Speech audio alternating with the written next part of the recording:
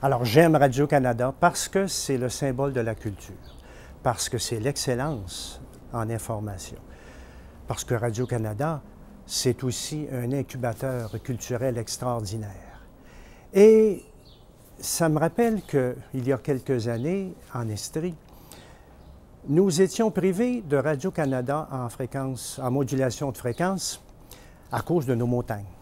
Alors, des gens du milieu de Sherbrooke et de l'Estrie se sont mobilisés pour essayer d'aller chercher cet élément manquant à notre répertoire culturel de la région. Alors, après beaucoup d'efforts et de réunions, nous avons finalement préparé un bon dossier. Nous avons fait des pétitions et j'ai eu la chance de rencontrer M. Marcel Pépin, qui était à ce moment vice-président à la Radio française. Alors, M. Pépin considérait que notre demande était des plus légitimes et il comprenait difficilement qu'on puisse être privé de toute cette diffusion en modulation de fréquence de Radio-Canada.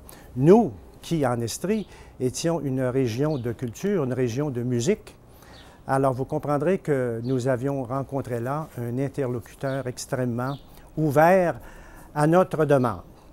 Finalement, en décembre 1993, je recevais l'annonce officielle de M. Pépin nous disant qu'effectivement Radio-Canada bâtirait une antenne afin que nous puissions capter toute la modulation de fréquence de la programmation de Radio-Canada.